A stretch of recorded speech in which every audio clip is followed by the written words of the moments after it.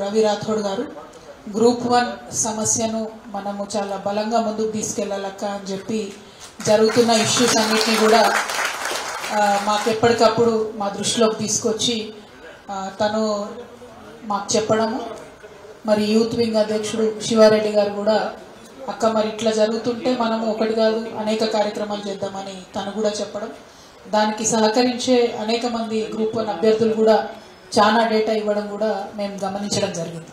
అందుకనే ఒక కార్యక్రమం కాదు 15వ తారీఖు డివిజన్ బెంచ్లో వచ్చేటటువంటి తీర్పు దాని మీద మన భవిష్యత్తు ఆధారపడి ఉంటుంది, పరీక్షలు రాసినటువంటి విద్యార్థుల భవిష్యత్తు. కాబట్టి 15వ తారీఖు వరకు కూడా వరుసబెట్టి కార్యక్రమాలు తీసుకోవాలని తెలంగాణ జాగృతి నిర్ణయించుకోవడం జరిగింది.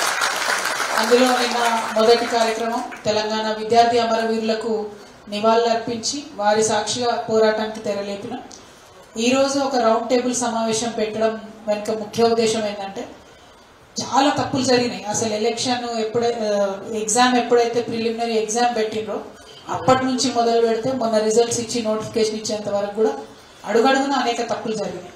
ఆ తప్పుల్ని ఇదివరకు లెజిస్లేటివ్ కౌన్సిల్లో కూడా నేను ఎత్తి చూపడం జరిగింది. అయినప్పటికీ ప్రభుత్వం పట్టి లేకుండా నిర్లక్ష్యంగా అట్లానే ముందుకు పోతున్నటువంటి సందర్భాన్ని చూస్తున్నాం. సో ఆ జరిగినటువంటి తప్పులన్నీ కూడా ఎండగట్టాల్సినటువంటి అవసరం ఉన్నది. అట్ ద సేమ్ టైం ఈ తప్పుల్ని ఎండగట్టడంతో నాకు తెలిసి మీడియా మిత్రులంతా కూడా విద్యార్థులకు బాగా సహకరిస్తున్నారు. అది మెయిన్ స్ట్రీమ్ మీడియా అయినా యూట్యూబ్ మీడియా అయినా కూడా వారందరి ఒత్తిడి వల్ల ప్రభుత్వానికి కొంచెమన్నా కనీసం బుద్ధి వచ్చి మరి ఇప్పుడు ఇచ్చినటువంటి ఉద్యోగాలను రద్దు చేసి మళ్ళీ రీ ఎగ్జామ్ పెడుతుందేమో అనేటటువంటి ఒక ఆలోచనతో మళ్ళీ ఈ కార్యక్రమాన్ని కూడా చేస్తా ఉన్నాం. నేను తక్కువ మాట్లాడతాను, ఎందుకంటే మీరు మాట్లాడేది ఎక్కువ వినాలని నేను అనుకుంటున్నాను.